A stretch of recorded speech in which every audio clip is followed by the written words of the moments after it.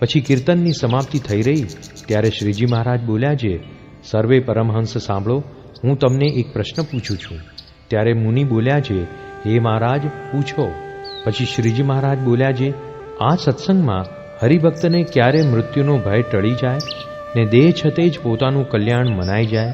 પછી મુક્તાનંદ સ્વામીએ જેવો આવડ્યો તેવો ઉત્તર કર્યો, પણ શ્રીજી મહારાજના પ્રશ્નનું સમાધાન થયું નહીં. પછી બીજા પરમહંસ બોલ્યા છે, હે મહારાજ, એ પ્રશ્નનો ઉત્તર તો તમે જ કરો.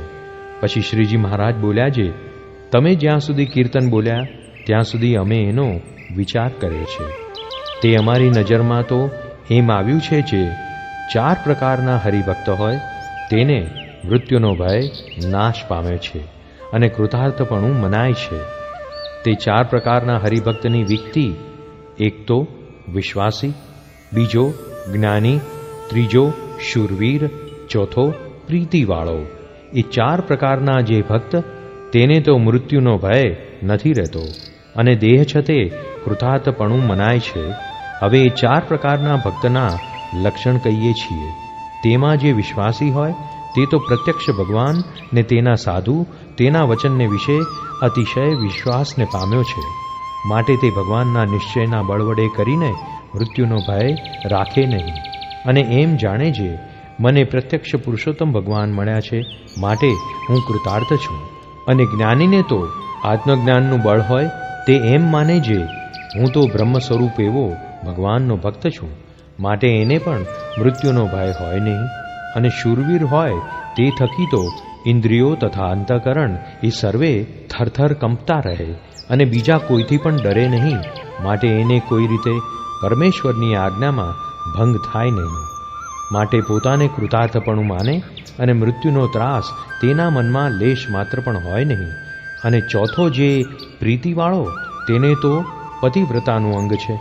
જેમ પતિવ્રતા સ્ત્રી હોય તેને પોતાના પતિ વિના બીજે ઠેકાણે વૃત્તિ ડોલે નહીં ને એક પોતાના પતિને વિશે જ પ્રીતિ રાખે, તેમ તે ભગવાનનો ભક્ત તે પતિવ્રતાની પેઠે પોતાના પતિ એવા જે ભગવાન તેને વિશે જ પ્રીતિ રાખે.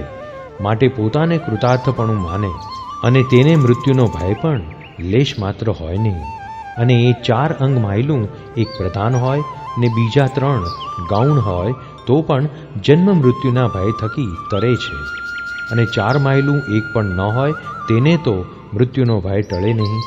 એટલી વાર્તા કરીને પછી શ્રીજી મહારાજ સર્વ પરમહંસ તથા હરિભક્ત પ્રત્યે બોલ્યા છે, એ 4 માયલા જેને જે અંગ પ્રધાનપણે વર્તતા હોય તે કહો. પછી પરમહંસ સમગ્રને જે અંગ વર્તતા હતા તે કયા અને હરિભક્તને પણ જેને જે અંગ વર્તતા હતા તે કયા. તે સાંભળીને શ્રીજી મહારાજ ઘણા પ્રસન્ન થયા. પછી શ્રીજી મહારાજ બોલ્યા છે, એ 4 અંગમાંથી જેને શૂરવીરનું અંગ હોય તે સર્વે આવીને અમારે પગે લાગો. પછી જેને શૂરવીરના અંગ વર્તતા હતા તે સર્વે શ્રીજી મહારાજના ચરણારવિંદને છાતીમાં લઈને પગે લાગ્યા. જય સ્વામિનારાયણ દયાળુ. આપને આ વિડિયો પસંદ આવ્યો હોય તો અમારી ચેનલને સબસ્ક્રાઇબ કરો, લાઈક કરો અને દરેક સત્સંગીઓને શેર કરો.